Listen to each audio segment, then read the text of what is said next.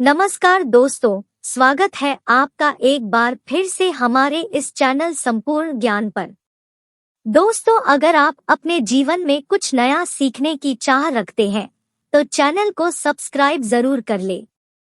दोस्तों, मुझे यह तो नहीं पता कि आपकी उम्र 10 साल है या 15 साल है या 20 साल या 22 साल या 25 साल या 30 साल या 35 साल है।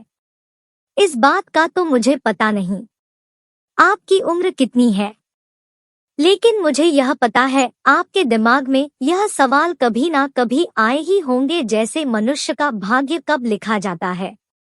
क्या भाग्य भगवान पहले से ही तय करके रखता है? नसीब कौन लिखता है? क्या कर्म से भाग्य को बदला जा सकता है? इन सभी प्रश्नों का जवाब इस प्रस्तुति में मिलेगा। दोस्तों, हमारा भविष्य पहले से ही लिखा होता है, ऐसा कई लोग मानते हैं, अथवा कई लोग इस बात को पूर्ण रूप से नकार देते हैं। यह प्रश्न हमेशा से ही बहस का विषय बना रहता है। कहा जाता है कि जैसा हम इस जन्म में करते हैं वैसा परिणाम हमें अगले जन्म में मिलता है। जो भी कुछ हद तक यह बात सही नहीं है। दोस्तों, कृष्ण कथा में हम देखते हैं कि आकाशवाणी हुई थी कि देवकी का 8वां पुत्र कंस का वध करेगा, लेकिन कंस ने यह बात सुनकर कहा कि वह मेरा अंत तो तब करेगा जब मैं उसको उत्पन्न होने दूंगा। इस सोच के साथ जब भी देखी कि कोई बच्चा जन्म लेता तो कल सुबह आकर उसके जन्म से कुछ घंटों के भीतर ही मौत की नींद सुला देता था, लेकिन जब देवकी के 8वें पुत्र की बारी आई तो विधि विधान के साथ जन्म भी लिया और बाद में कंस का वध भी किया। ऐसा इसलिए हुआ क्योंकि कंस की मृत्यु की भविष्यवाणी हो चुकी थी।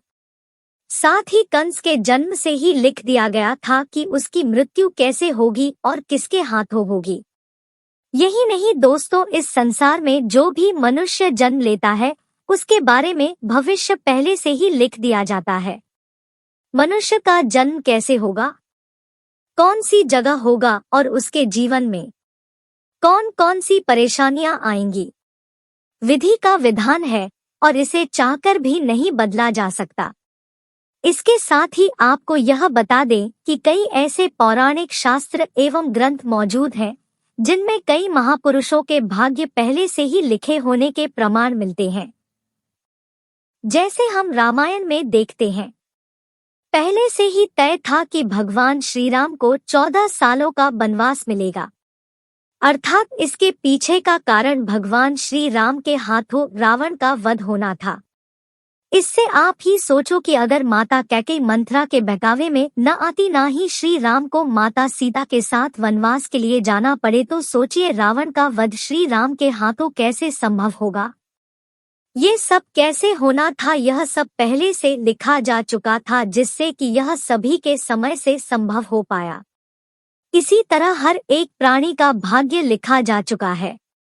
हम सब नाटक के छोटे से पात्र हैं जिनका किसी न किसी उद्देश्य के चलते इस संसार में जन्म हुआ है। लेकिन यह बात भी गलत नहीं है।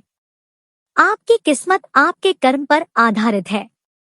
वह कहावत तो आपने सुनी ही होगी कि जैसा दोगे वैसा पाओगे। अगर आप अच्छे और उन्हीं के काम करते हैं तो आपके साथ सदैव अच्छा ही होगा।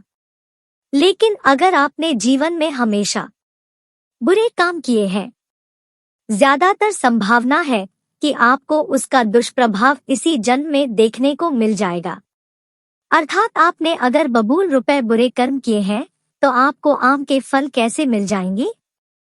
हमारे शास्त्रों में हमेशा धर्म और पुण्य के कर्म करने की प्रेरणा दी गई है, क्योंकि यही वह रास्ता है जो हमें इस जन्म मरण के चक्कर से बाहर निकाल सकता है। वरना बुरे कर्म करने वालों को तो भगवान के चरणों में भी स्थान नहीं मिलता।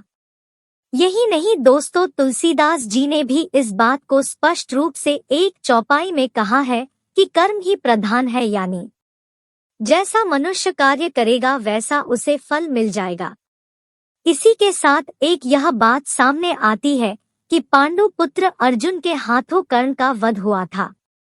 अर्जुन ने कहा कि माधव मेरे हाथ कांप रहे थे और यह क्या आपने मेरे अपने ही श्रेष्ठ का वध मेरे हाथों लिख दिया। यह कैसा भाग्य है। इस पर श्री कृष्ण ने कहा, पांडु पुत्र, मैं कौन होता हूँ किसी मनुष्य को प्राण देने वाला। यह तो करनी का फल है। जिस तरह उसने जीवन में कर्म किए उसे उसके फलस्वरूप परिणाम मिल गया। और हाँ, जीवन में किस स्तर पर फूल मिलेंगे या कांटे, यह मनुष्य खुद कर्मों के द्वारा तय करता है। श्री कृष्ण ने कहा, तुमने अधर्म के विरोध में स्वर उठाया और धर्म का रास्ता चुना, जबकि करने अधर्म का रास्ता। तो ऐसे में मैं क्या कर सकता था। फिर भी मैंने उन्हें कई विकल्प दिए, परंतु उसने हर बार दुर्योधन और उसकी मित्रता को आवश्यक समझा। भागवत गीता के किस अध्याय में हमें यह सीखने को मिलता है। हमें भगवान कुछ अवसर जरूर देता है, जिससे कि हम अपने किए गए बुरे कर्मों का पश्चाताप करके सही राह पर आ सकते हैं। अंत में यही कहना चाहूंगा कि अवश्य ही हमारा भविष्य लिखा जा चुका है, लेकिन कर्मों के आधार पर ही हमें फल मिलता है। इस वीडियो को लाइक और हमारे चैनल को सब्सक्राइब कर इसे बेल आइकन को प्रेस कर चैनल के साथ जुड़ जाएं।